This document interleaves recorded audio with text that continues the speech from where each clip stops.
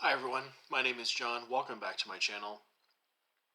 So the time has finally come where I want to show you the books that I bought at the Princeton University Press sale back in February. For the first few weeks of February, they had a great 75% off sale on a pretty generous swath of their entire catalog. Something like 1,800, 2,000 books. And I ended up picking up 36 books. So I apologize, maybe not really, for the gratuitous, what might seem like gratuitous amount of books. But I do want to emphasize this is something I do maybe once a year. And like I said, the savings are kind of hard to ignore, at least for me. And also, there's just so many interesting things to choose from. So the prices combined with the wide variety of things to pick from are just kind of make it irresistible. What do I have? History. I think I have a book on anthropology. I have some books on art history. I have a couple of books on philosophy, religious history. So if you're interested in stuff like that from university presses, like I said, I bought 36. What I'm going to try to do is show you 12 books per video. I'm not going to do, I put a poll up on the community tab a couple of months ago and asked, well, would you like a 1 hour, 2 hour long video in which I show everything or several short videos? And the response was pretty overwhelmingly in favor of shorter videos. So I'm going to try to do this with maybe 20 minutes, 25 at most, and show you the first dozen. And then we'll have 2 installments after this for a total of 3 installments. So, without wasting any more of your time, let me get in and start out strong here with a 1,000 page book, as I want to do. This is American Empire by A.G. Hopkins. American Empire, A Global History. Some of these books I know a little bit more about than others. Some I'm really going to have to lean into a few notes that I've copied and pasted from the Princeton University Press website. So aside from the fact that this probably covers, say starting late 19th century going into the 20th, maybe early 21st. So this says colonial era to the present day, and takes this argumentative tack that Europe and the United States continued with a lot of their colonial and imperial practices well after many people say that they stopped. And looks at American exceptionalism and imperialism on a more global scale than is usually assumed. So that's what I sort of got my big takeaway from the matter on the back and what they say on the website. But I don't want to spend too much time talking about this stuff because I haven't read them, and I want to do this in 25 minutes or so. So next is some history of religion. This is the last Muslim conquest. The Ottoman Empire and Its Wars in Europe by Gabor Agostin, or Agoston. And this is about the rise of the Ottoman Empire from around the year 1300 through the Siege of Vienna in 1683, when Muslim progress, territorial progress into Europe abruptly halted. And it talks about Ottoman statecraft, how Ottoman wars of conquest created and fueled imperial rivalries within Europe, especially among the Habsburgs, and argues that while Turkey, Iran, and other Islamic influences shaped the Islamic Empire and Muslim identity, that Europe also fundamentally shaped it in this time period as well. So, the last Muslim conquest.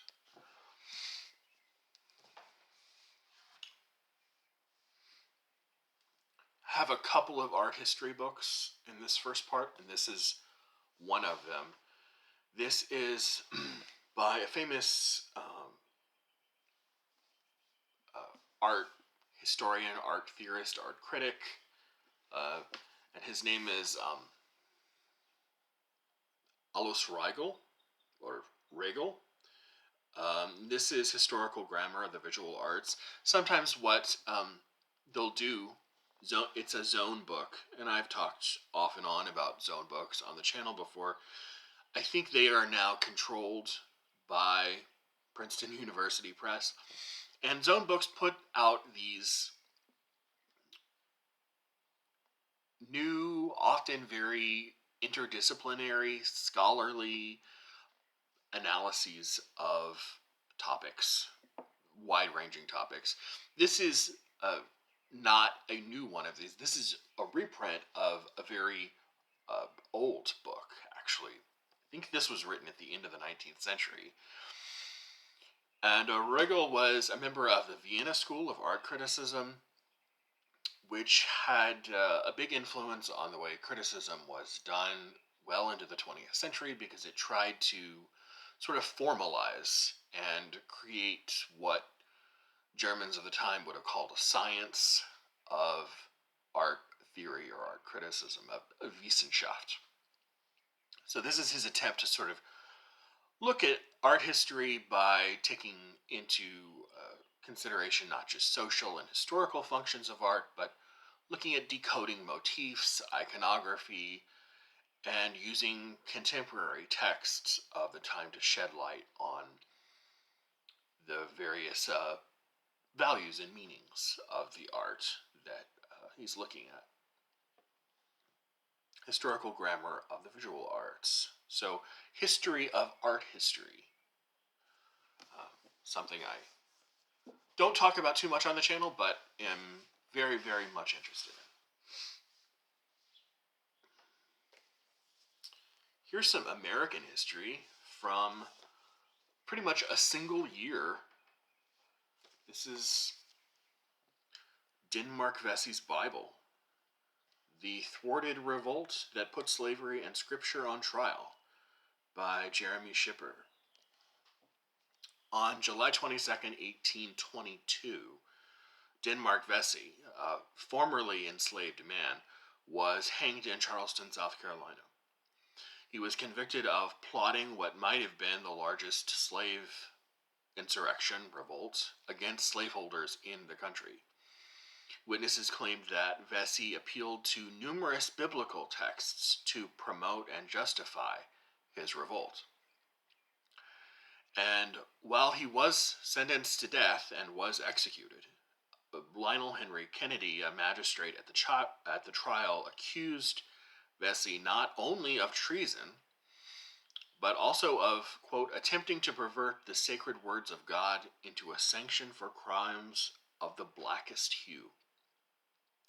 So this tells the story of the trial and looks at the series of scriptural interpretations that Denmark Vesey used to justify his actions.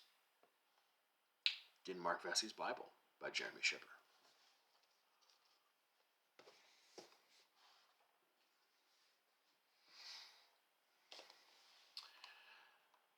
I love the name of this book, and it is such a thing for Martin Luther to say, because it sounds just like him.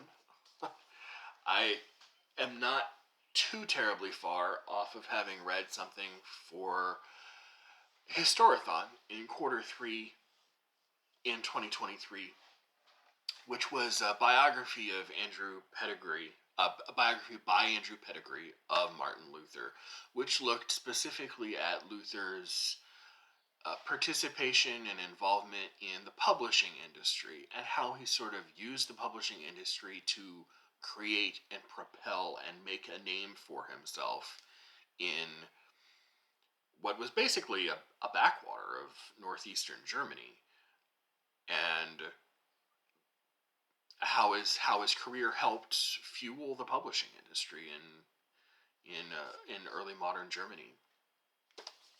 This is Living I Was Your Plague, Martin Luther's World and Legacy by Lyndall Roper. This is very much along the same lines of the Andrew Pettigrew biography, from what I understand. It's a biography of Luther, pretty much told through the lens of how he shaped his own legacy. And apparently also talks a bit about the same thing the Pettigrew biography did, which is about his relationship with Lucas Cranach, the famous artist. So I've always been interested in how crude and vulgar and downright scatological Luther can be in his writing, but at the same time can manage successfully to die of natural causes instead of getting himself unalived by the Pope, which was not a terribly uncommon occurrence when he was living and writing and just saying horrible, horrible things about the Pope and getting away with it. I mean, he was called to task several times, but walked away with his life, each one of them. So, there's this. Living I Was Your Plague, Martin Luther's World and Legacy, by Lyndall Roper. Lyndall Roper? Alright. Philosophical history. Don't talk about philosophy too much on my channel either. Much more interested in it than you might think I am. But this is a book by Kai Haruta called Hannah Arendt, and apparently his name was Isaiah. Pretty much everyone says Isaiah because I think that's how we pronounce it here in the United States. But one of his good friends said it was Isaiah Berlin. I say it both ways now because sometimes I can't catch myself. But Freedom, Politics, and Humanity. Two of the most... I really, really like both of these writers. I've read a fair amount of both of them, and they both have their unique, interesting approaches to philosophy. They're both known mostly for, say, writing on political history and political thought, the history of political thought.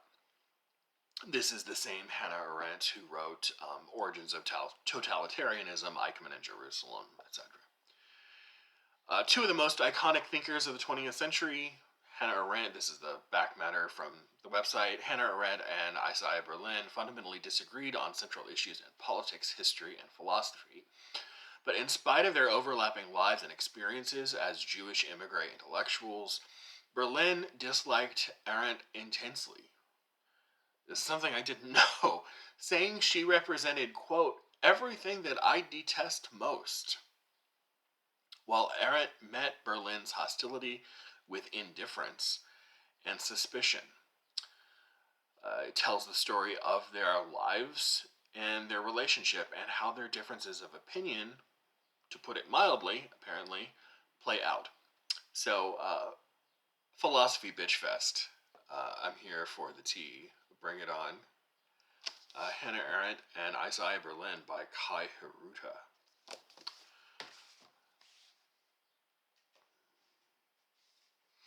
Here's another Zone book. Medieval history, late medieval history. This is Defaced, the visual culture of violence in the late Middle Ages by Valentin Grebner. From the 14th century on, the artifacts of Western visual culture became increasingly violent. Destroyed faces, dissolved human shapes, devilish doppelgangers of the sacred. Violence made real people nameless exemplars of formless, hideous horror. And in Defaced, Grebner provides a historical, cultural, political model for understanding how late medieval images and narratives of indescribable violence functioned. So, kind of an analysis of violence and cruelty in medieval art, iconography, visual culture, that sort of thing. And anything medieval, it doesn't take too much to pull me in and get me interested. Defaced, the visual culture of violence in the late Middle Ages.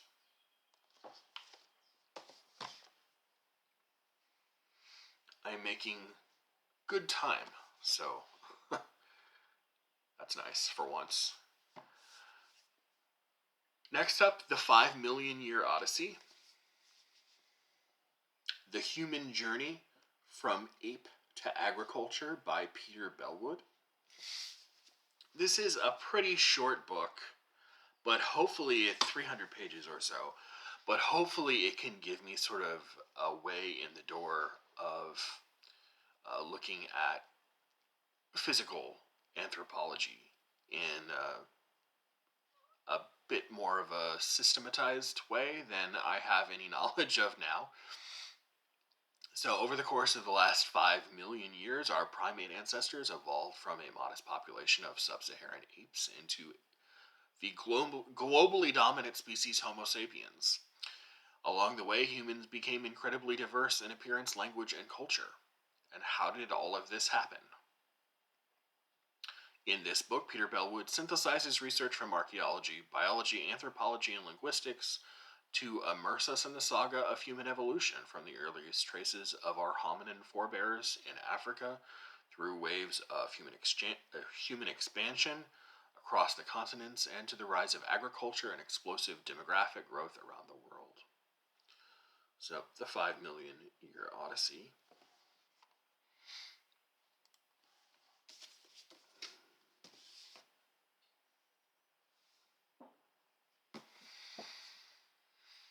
Next up is a book of 20th century American literary history, and a bit of it I know even less about than I know about the rest of American 20th century literary history. This is The Indignant Generation, a narrative history of African American writers and critics, 1934 to 1960, by Lawrence P. Jackson. This is the first narrative history. I always sort of wonder if that's really true. I hope this is not the first narrative history, but this is what it claims. The first narrative history of a neglected but essential period of African American literature between the Harlem Renaissance and the Civil Rights era. The years between these two indispensable epochs saw the communal rise of Richard Wright, Gwendolyn Brooks, Ralph Ellison, Lorraine Hansberry, James Baldwin, and many other influential black writers. While these individuals have been duly celebrated, little attention has been paid to the political and artistic milieu in which they produce their greatest work. And this is supposed to be that. So maybe a lot of those writers looked like they had their earlier years. Maybe it's some of their journalism early work.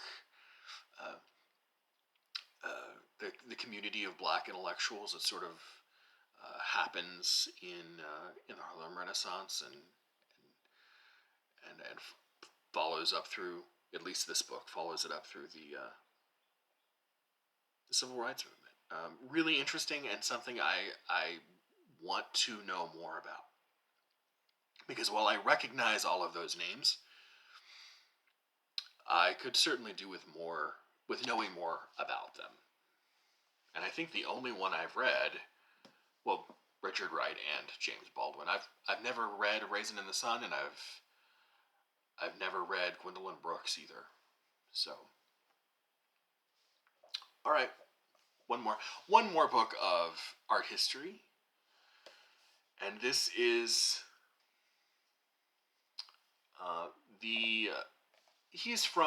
he's also French, as opposed to Royal being German, and he's from about a generation later.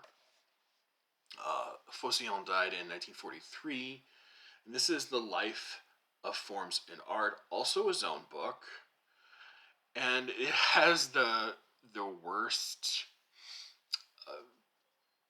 descriptive matter ever. I'll read it to you, and you can tell me if it. I understand what every single one of these words mean, but the sentences themselves make no sense.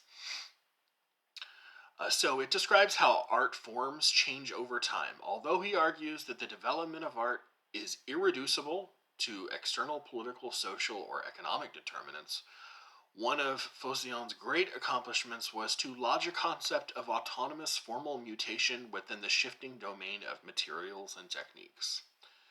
Faucillon emphasizes the presence of non-synchronous tendencies within styles that give artworks a manifold and stratified character. Okay. Um, what that means, I have no idea, but it is relatively thin, not a huge time investment, and I recognize Faucillon's name as an art critic, or theorist. So I picked it up. Two more. This is something I've seen a few other people on BookTube talk about. This is The Word Horde. Daily Life in Old English by Hannah Vidine. Old English is the language you think you know until you actually hear and see it. Unlike Shakespearean English or even Chaucer's Middle English, Old English, the language of Beowulf, defies comprehension by untrained modern readers. Throughout much of Britain more than 1,000 years ago, it's rich with words that haven't changed, like the word word itself, and others that are unrecognizable, and some that are still pretty mystifying to translate. In this book, Hannah Vidine gathers a glorious trove of these words and uses them to illuminate the lives of the earliest English speakers. And we discover a world where choking on a bit of bread might prove your guilt, where fiendship was as likely as friendship, and where you might grow up to be a laughter-smith. I love the idea of being a laughter-smith. The Word Horde, Daily Life in Old English by Hannah Vidine. And last book, it's one more book to maybe correct for my lack of Islamic and Muslim history. Something on the cover of this book. This is Sunnis and Shia, A Political History by Lawrence Lauer. When Muhammad died in 632 without a male heir, there were two different bodies of opinion as to how Islam should proceed. Sunnis thought that the choice of a successor should fall to his closest companions, while his Shia followers believed that God had inspired the Prophet to anoint his cousin and son-in-law, Ali, as the leader of the movement. And so began a schism that is nearly as old as Islam itself. And Lawrence Lauer looks at the history of this ancient rivalry and split, and takes readers from the last days of Muhammad to the political and doctrinal clashes of the Sunnis and Shias today. So I will stop there. Very glad to have had this done in under 25 minutes, and I will be back relatively soon with either book reviews or another installment 2 of this, and I will see you soon.